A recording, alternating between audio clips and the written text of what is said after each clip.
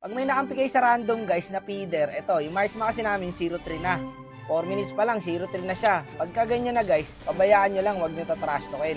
Paligid nyo nga. Ang inang pre. Huwag kayo iiyak. Natitilt na siya guys. Pero okay lang yan, huwag nyo pa rin trash talkin. Kasi masisira lang lalo laro guys eh. Pag trinash talk nyo. Yung gulid putang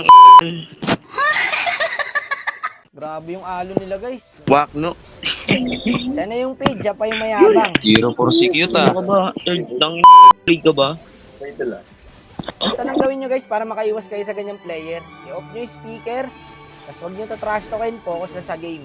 Hayaan nyo lang makabawi guys. Mas masisira lang lalo laro nyo pag trinash talk nyo eh. Saka hindi worth it guys pag trinash talk mo. Pati ikaw, padadamay, masisira lang din laro mo. Kaya ang magandang gawin, focus lang. Okay lang, hindi pa naman ulian lahat eh. Think positive lang po mga kapatid. 0-5 na siya. Isipin nyo pa din na makakabawi siya. Okay? O diba, naka-front?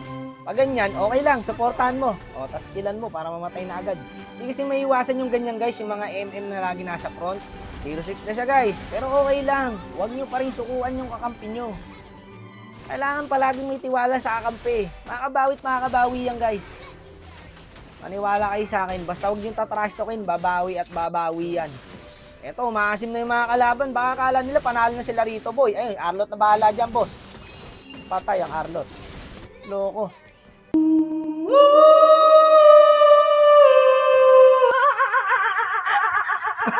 Kita nyo naman guys, lugin-lugi na kami kahit sa standing, 14-26, lahat ng objective sa kanila.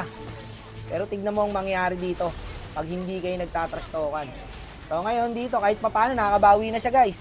At dito nga, naka-triple kill siya. Diba? Sabi ko sa inyo eh, huwag nyo sukuhan ng kakampi nyo. Kahit gaano pa kapid yan, makakabawi yan guys.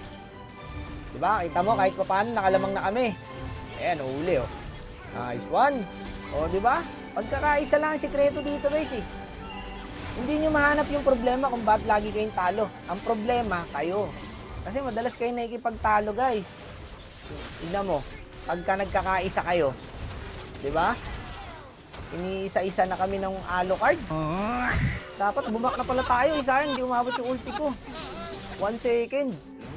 Yung lamang namin, nawala agad. What the fuck, man? Okay lang, bawi lang. Pusod lang ng pusod.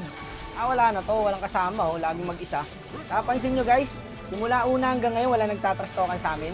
Muted lahat eh. Ayan na, sinasabi ko, nagpaulan na boy. Yung Iksha. Kita nyo, galing niya sa 0-5. Huwag nyo lang tatrash talkin at makakabawi yan. Maniwala lang kayo sa akampi nyo guys. Hindi man kayo matuto sa akin ng mga highlights, yung mga magagandang galawan. Pero sa magandang asal, yan ang makukuha nyo sa akin. At dadalhin nyo hanggang sa pagtanda nyo.